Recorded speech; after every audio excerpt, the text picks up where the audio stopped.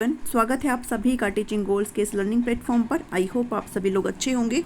आज हम disaster management की एक और क्लासेस यहाँ पर करेंगे और इसके बाद आपकी सिर्फ एक क्लास और होगी और आपका डिजास्टर मैनेजमेंट का टॉपिक है वो पूरा कंप्लीट हो जाएगा। अगर आपने नहीं देखा है तो इस वीडियो के डिस्क्रिप्शन में आपको प्लेलिस्ट का लिंक मिल जाएगा, आप एक एक करके सारे क्लासेस को देख सकते हैं, आपको यहाँ पर सारी चीज़ें क्लियर हो जाएगी।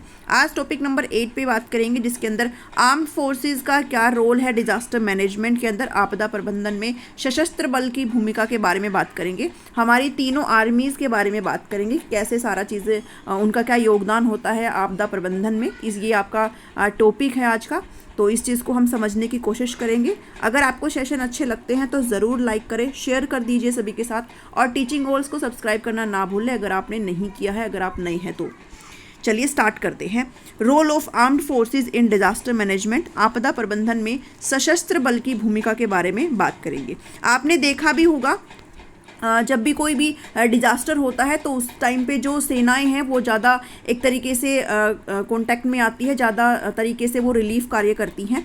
क्यों ऐसा क्यों होता है? क्योंकि कई बारी सिचुएशन जो होती है वो हमारे काबू में नहीं होती है और इस टाइम पे मेनली सेनाओं को बुलाया जाता है जो कि एक तरीके से सशक्त होते हैं, सारी चीज़ों में करने में ट्रेंड होते हैं, उन सभी को ट्रेनिंग वगैरह दी जाती है तो वो इन सारी चीज़ों को पार पाने में सक्षम होते हैं। आपने यहाँ पर सारी चीज़ों को समझना है, थोड़ा सा आप बेसिक भी चीज़ों को समझ के चलेंगे। रिस्पॉन्सिबिलिटी जो होती है मैनेजिंग डिज़ास्टर की इंडिया में वो स्टेट गवर्नमेंट की होती है, ये हम पहले ही डिस्कस करके आ चुके हैं पिछले क्लासेस में। हमने सेंट्रल गवर्नमेंट की क्या भूमिका होती है, स्टेट गवर्नमेंट की क्या भूमिका होती है और डिस्ट्रिक्ट गवर्नमेंट की क्या भूमिका होती है, सारी चीज़ें हमने कवर करी थी। एक्चुअल में सारी चीज़ें करने का काम स्टेट गवर्नमेंट का ही होता है, सेंट्रल गवर्नमेंट तो आपको एक तरीके से सारी चीज़ें प्रोवाइड करती है। तो जो नोडल मिनिस्ट्री हो जाती है सेंट्रल गवर्नमेंट में for managing of natural disaster वो आपके मिनिस्ट्री ऑफ होम अफेयर है, ये भी आप ध्यान में रखेंगे। बार बार मैं आपको ये चीज़ बता रही हूँ बिकॉज हो सकता है आपसे एक क्वेश्चन पूछा जाए तो आपको ये भी पता होना चाहिए कि अगर ऑल ओवर अगर कंट्री में बात करें, अपने इंडिया में बात करें तो नोडल मिनिस्ट्री कौन है? वो मिनिस्ट्री ऑफ होम अफेयर है, गृह मंत्रालय के अंतर्गत ये सारी चीज़ें आती हैं। और जब अगर कोई भी आपकी कैलेमिटीज़ है, अगर आपकी जो आपदाएं हैं वो बहुत ही सेवर नेचर की है, मतलब गंभीर है, फिर क्या करती है सेंट्रल गवर्नमेंट? रिस्पॉन्सिबल होती है फॉर प्रोवाइडिंग एड। और ये जो एड प्रोवाइड करती है, जो सहायता गवर्नमेंट प्रोवाइड करती है वो किस फॉर्म में प्रोवाइड करती है? डिप्लॉयमेंट किया जाता है किसका? जितने भी आपकी सेनाएं हैं उनका डिप्लॉयमेंट किया जाता है, जिसके अंदर आपकी आर्म्ड फोर्सेज आ जाती है, सशस्त्र बल आ जाता है, जिसके अंदर आपका सेंटर पैरामिलिट्री फोर्सेज आ जाती है, national disaster response force NDRF आ जाता है आपका। और NDRF के बारे में आपने सारी चीज़ें बहुत अच्छे से पढ़ के जानी है ताकि आपको जो भी क्वेश्चन आए तो आपसे ना छूटे। तो सेंट्रल गवर्नमेंट का काम होता है कि अगर कोई भी डिजास्टर आया है, जैसे अभी उड़ीसा के अंदर जो ट्रेन का एक्सीडेंट हुआ है उसके अंदर आपने देखा होगा NDRF के जवान वहाँ पर रिलीफ कार्य में बचाव कार्य में वहाँ पर लगे हुए थे। तो जो जब कोई भी सिचुएशन ऐसी अनवांटेड सिचुएशन जो हमारे काबू में ना हो तो फिर जाकर के किनको बुलाया जाता है? फिर जाकर के आर्म्ड फोर्सेस को यहाँ पर बुलाया जाता है और वो एक तरीके से प्रशिक्षित होते हैं, उनको ट्रेनिंग मिली होती है और वो कहीं ना कहीं सिचुएशन पर अच्छी तरीके से पार पाने में सक्षम होते हैं। बात करें अगर आर्म्ड फोर्सेस की तो जो आपकी आर्म्ड फोर्सेज है, सशस्त्र बल है, वो आपका मिलिट्री फोर्स होता है। रिपब्लिक ऑफ इंडिया में आप सभी को पता है हमारी 3 सेनाएं होती हैं, इंडियन आर्मी, इंडियन नेवी और इंडियन एयरफोर्स। भारतीय स्थल सेना, भारतीय नौसेना और भारतीय वायुसेना हर तरीके से हमें प्रोटेक्ट करने का काम करती है, हमारी कंट्री को हर तरीके के खतरे से बचाती है, फिर चाहे वो टेररिज्म हो, चाहे फिर वो कुछ भी चीज़ें हों, हर तरीके से हमें प्रोटेक्ट करने का काम हमारी सेनाएं करती हैं। और एक तरीके से इन सभी सेनाओं से टीमें बनाई जाती है डिजास्टर मैनेजमेंट के ऊपर पार पाने के लिए भी, ठीक है। तो ये भी आपने थोड़ा सा ध्यान में रखना है। ये ट्रेंड होते हैं, इक्विप्ड होते हैं और खुद से बिल्कुल पूरी तरीके से प्रिपेयर्ड होते हैं, यानी कि कोई ऐसी अनवांटेड सर्कमस्टेंसेज है, कोई भी ऐसी अनचाही परिस्थिति आ गई है तो इसके अंदर ऑपरेशन करने में वो पूरी तरीके से कुशल होते हैं। हर हथियार तो मतलब गोलीबारी थोड़ी ना चलानी है, लेकिन हर उपकरणों से लैस होते हैं और खुद को पूरी तरीके से प्रिपेयर रखते हैं ताकि सारी सिचुएशन को वहाँ पर कंट्रोल किया जा सके, ठीक है। Disaster management and response is one of these activities और इन्हीं एक्टिविटीज़ में से डिजास्टर मैनेजमेंट आता है जिसके बारे में आज हम पढ़ रहे हैं। और रोल है आर्म्ड फोर्सेस का डिजास्टर मैनेजमेंट में बहुत इंपॉर्टेंट है बिकॉज एक तरीके से ग्राउंड लेवल पर लोगों को बचाने का काम यहाँ पर ये टीमें करती है जो कि उस टाइम पर बहुत ही ज़रूरी हो जाता है। भाई कोई भी आपदा आ गई है, जैसे मान लीजिए अगर भूकंप आ गया है फिर भूकंप आने के बाद तो एक जो मेन मकसद हो जाता है वो ये हो जाता है कि जितने लोग वहाँ पर जो भी दबे हुए हैं या फिर जो भी घायल है उनको एक तरीके से फर्स्ट एड प्रोवाइड किया जा सके, ताकि उनको उपचार के लिए बाद में आगे भेजा जा सके। तो ये सारा चीज़ करने का काम कौन करते हैं? जो भी आर्म्ड फोर्सेज होती है ना, वो ये सारी चीज़ें करने का काम करती है। बाढ़ वगैरह आ गई तो बाढ़ वाले इलाकों में से लोगों को सेफली निकालने का काम करते हैं। तो जो मेन जो काम है इनका वो है भाई लोगों को इवैक्यूएट करते हैं, लोगों को वहाँ से निकालते हैं ऐसे सिचुएशन से। अगर बाढ़ है तो बाढ़ में से निकालते हैं, राहत कार्य यहाँ पर चलाते हैं, एक तरीके से मेन काम है इनका ये, ठीक है। और ये disaster management act 2005 is a vital instrument which explains the role of disaster management act 2005 मैंने आपको करवाया है। इसके अंतर्गत जितने भी ये सारी एजेंसीज हैं इनको यहाँ पर डिस्कस किया गया है, जिसके अंदर आपका आर्म्ड फोर्सेज भी आ जाता है। रोल है आर्म्ड फोर्सेज का, आर्मी का डिजास्टर मैनेजमेंट में। It continue to be the amongst the first responders, यानी कि हमेशा एक तरीके से फर्स्ट प्रतिक्रिया देने वाले होते हैं। अगर कोई भी सिचुएशन ऐसी होती है जहाँ पर काफ़ी नुकसान है, जहाँ पर काफ़ी क्रिटिकल कंडीशन होती है, तो वहाँ पर एक तरीके से रिस्पॉन्ड करने का काम करते हैं। वहाँ पर जाकर के बचाव कार्य स्टार्ट करते हैं और सारी चीज़ें वहाँ पर एक तरीके से नॉर्मल चीज़ें करने की कोशिश करते हैं, ठीक है। मेजर रोल की अगर बात करी जाए तो वो आपका रेस्क्यू ऑपरेशन करना है, बचाव अभियान चलाना है और लोगों को इवैक्यूएट करने का काम करते हैं। लोगों को निकालने की इनकी मेन मुख्य भूमिका होती है। पहला चीज़ है कि रेस्क्यू करा जाए, बिकॉज डिजास्टर हो चुका है, अब लोगों की जान बचाई जा सके, जितना हो सके उतना लोगों को सेफली वहाँ से निकाला जा सके, उनको जो एक प्राथमिक उपचार दिया जा सकता है वो उपचार वहाँ पर प्रोवाइड किया जाए। ये इनका बेसिक काम होता है। एनडीआरएफ के बारे में आपको थोड़ा सा मैंने यहाँ पर लिख करके दिया है, आपको थोड़ा और डिटेल में इसको पढ़ना है, जो कि मैंने अपनी प्रीवियस वीडियोस में सारी चीज़ें कवर करी है। ये एनडीएमए के अंतर्गत आता है, नेशनल डिजास्टर मैनेजमेंट अथॉरिटी के अंतर्गत आता है, एनडीएमए के अंतर्गत आता है, ठीक है। और एनडीएमए जो है आपका कहाँ से निकला है? मिनिस्ट्री ऑफ होम अफेयर से निकला है। पूरा एक पूरा फ्रेमवर्क है जिसको मैंने लास्ट क्लास में डिस्कस किया आपके साथ, उसको आपने ज़रूर देख लेना है। हेड कौन होता है एनडीआरएफ का? हेड जो होता है नेशनल डिजास्टर रिस्पांस फोर्स का, वो डायरेक्टर जनरल होते हैं। और डायरेक्टर जनरल जो होते हैं एनडीआरएफ के, वो आईपीएस ऑफिसर्स होते हैं। ये भी आप ध्यान में रखेंगे, आईपीएस ऑफिसर्स होते हैं जिनको इंडियन पुलिस ऑर्गेनाइजेशन के द्वारा इनको नियुक्ति दी जाती है। तो इनके हेड कौन होते हैं? डायरेक्टर जनरल होते हैं, जो कि कौन होते हैं? आईपीएस ऑफिसर्स होते हैं।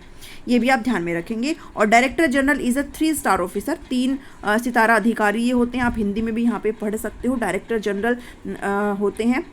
एनडीआरएफ के प्रमुख को महानिदेशक के रूप में नामित किया जाता है और महानिदेशक भारतीय पुलिस संगठनों से प्रतिनियुक्ति पर आईपीएस अधिकारी होते हैं। ये भी आप थोड़ा सा ध्यान में रख लेना।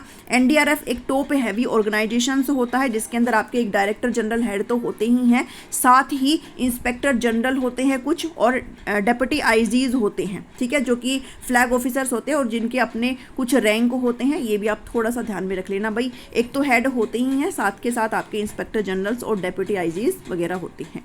आप कुछ रोल्स को डिस्कस करेंगे आर्म्ड फोर्सेस के, जो कि आपने ये सारी चीज़ें समझनी है। सबसे पहला मेन रोल मैंने आपके साथ डिस्कस किया, भाई रेस्क्यू ऑपरेशन करते हैं। कोई भी डिजास्टर आ गया है उसके बाद एक बचाव कार्य वहाँ पर स्टार्ट किया जाता है। जितने भी लोग फंसे हुए हैं, बाढ़ में फंसे हुए हैं या फिर तूफान में फंसे हुए हैं या फिर भूकंप में फंसे हुए हैं, तो उन लोगों को बचाने का काम सबसे पहली प्राथमिकता होती है कि लोगों को सेफली वहाँ से निकाल लिया जाए। बचाव कार्य वहाँ से शुरू किया जाता है।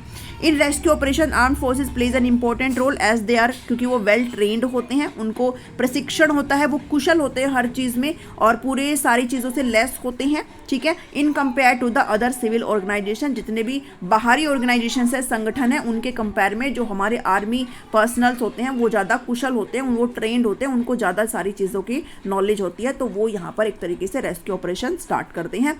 उसके बाद लोगों को निकालने का काम किया जाता है। As in disaster management one of the most important part is to safely evacuate the people to a safer place, यानी कि लोगों को जहाँ पर वो फंसे हुए हैं वहाँ से निकाल के और उनको एक अच्छी जगह पर, एक सेफ जगह पर, जहाँ पर वो सेफ हो, उनको किसी प्रकार से कोई खतरा ना हो, वहाँ तक ले जाने का काम भी किया जाता है। प्रोवाइड एसेंशियल नीड्स, जो ज़रूरत की जो सामान होते हैं, जैसे खाना हो गया, शेल्टर रहने वगैरह के लिए, क्लोथिंग वगैरह, उनको प्रोवाइड करने का काम किया जाता है। और इमीडिएट मतलब आपातकालीन स्थिति में जो भी आपकी एसेंशियल सर्विस होती हैं, जो भी आपकी एक ऐसी सर्विस जो बिल्कुल ही एसेंशियल होती है, काम की होती है, जैसे बिजली को बहाल करना और वाटर वगैरह की जो स्थिति है उसको ठीक करना और टेलीफोन लाइन को रिस्टोर करने का काम यहाँ पर किया जाता है। इमरजेंसी हॉस्पिटल सेटअप किए जाते हैं, जहाँ पर भी आपकी वो आपदा हुई है वहाँ पर ही आपके इमरजेंसी हॉस्पिटल सेटअप किए जाते हैं, ताकि ऐसा नहीं हो सकता ना कि आप जो ज़्यादा घायल है उनको आप निकाल के 100-200 किलोमीटर दूर लेके जाएंगे। उनको वहाँ पर एक तरीके से प्राथमिक उपचार दिया जाता है, ताकि उनको अगर बाद में सेवर अगर कोई समस्या है तो फिर बाद में उनको एक रेफ़र किया जा सके। बिकॉज आप सभी को पता है जो फर्स्ट आवर होते हैं वो गोल्डन आवर होते हैं, और यहाँ पर अगर उन लोगों को अगर ट्रीटमेंट मिल जाए, अगर प्राथमिक लेवल पर भी अगर चिकित्सा मिल जाए तो उनके लिए कहीं ना कहीं वो जीवनदायिनी होता है। रिपेयर ऑफ रोड्स को रिपेयर करने का काम, ब्रिज को challenges faced by the armed forces in disaster management, कुछ चैलेंजेस भी होते हैं जिनको हम डिस्कस करेंगे। इन सारी चीज़ों को करने के साथ साथ कुछ चैलेंजेस भी फेस करना पड़ता है आर्म्ड फोर्सेज को डिजास्टर मैनेजमेंट में, तो इसको भी हम ज़रूर देखेंगे। Helping the people, they are also facing many challenges, बहुत सारी चुनौतियों का भी सामना करना पड़ता है हमारे सशस्त्र बल को, यहाँ पर जितनी भी सेनाएं हैं उनको। प्रिपेयर्डनेस ऑफ डिजास्टर रिस्पॉन्स, आपदा प्रतिक्रिया की तैयारी के लिए, बिकॉज आप सभी को पता है जितने भी डिजास्टर आते हैं वो बिना किसी वार्निंग के आते हैं, बिना किसी, जैसे कोई भी नेचुरल डिजास्टर है तो वो जैसे भूकंप है तो वो बता के थोड़े ना आता है ना, कोई भी तूफान है तो वो बता के नहीं आता है। तो एक तरीके से प्रिपेयर्डनेस थोड़ी सी एक समस्या हो जाती है, एक तरीके से वहाँ पर तैयारी एक चुनौती का सामना करने को देखने को मिलता है कि कोई भी अगर आपदा आती है तो वो बिना बताए आती है, तो वहाँ पर जो तैयारी है वो कहीं ना कहीं एक चुनौती वहाँ पर बन जाता है। कंडक्टिंग रिलीफ ऑपरेशंस एक ह्यूज चैलेंज हो जाता है भाई, बहुत सारे लोग जो है मलबे में दबे हुए, तो अगर भूकंप आया, बहुत सारे लोग बाढ़ में फंसे हुए होते हैं, तो उनके लिए एक चुनौती होता है कि सभी को भाई सेफली वहाँ से निकाला जा सके। Increasingly uneven frequency of disaster, uneven frequency का मतलब होता है कि मतलब कोई भी अगर हैज़ार्ड है, कोई भी अगर डिज़ास्टर हो रहा है तो वो एक स्पेसिफिक टाइम पीरियड में उसका कुछ भी ऐसा नहीं है कि मतलब डिसाइडेड है या फिर कुछ इवन तरीके से हो रहा है, मतलब कभी कम कभी ज़्यादा ऐसे टाइप में है, अनइवन है वो फ्रीक्वेंसी, एक पर्टिकुलर टाइम के अंदर जो हैज़ार्ड हो रहा है वो अनइवन है। तो इसमें क्या होता है, अगर वो इवन तरीके से हो तो लोग पहले से प्रिपेयर हो सकते हैं, लेकिन वो अनइवन है, पता ही नहीं है कब क्या कितनी चीज़ें हो रही हैं और कब हो जाए कब ना हो, तो इसलिए वहाँ पर एक तरीके से लोग प्रिपेयर नहीं होते हैं, कोप अप नहीं कर पाते हैं। तो एक तरीके से जो डिज़ास्टर है, जो आपदा है, उसकी फ्रीक्वेंसी भी अनइवन है और हमेशा फर्स्ट रेस्पोंडेंट का काम करते हैं, ये सबसे पहले प्रतिक्रिया देने में प्रथम होते हैं, तो जो भी चुनौतियां आती है वो सबसे पहले इनको ही देखनी पड़ती है। तो ये भी एक चुनौती है इनके लिए कि मेन चैलेंज है आर्म्ड फोर्सेस के, क्योंकि उनको सबसे पहले किसी भी अननोन सिचुएशन को फेस करना पड़ता है। वो वहाँ से निकले हैं एक रिलीफ कार्य में, एक राहत अभियान के लिए निकले हैं, बट कई बार सिचुएशन बहुत ज़्यादा क्रिटिकल हो जाती है तो उसको फेस करने का काम भी इनके द्वारा किया जाता है। रिसोर्स कॉन्स्टेंट है, संसाधनों की कमी, कई बार आपके पास जितने भी रिसोर्सेज है वो भी कम पड़ जाते हैं, तो यहाँ पर लिमिटेड रिसोर्स भी एक तरीके से चुनौती हो सकती है, जो एक तरीके से डिस्ट्रेस यहाँ पर लेकर के आती है।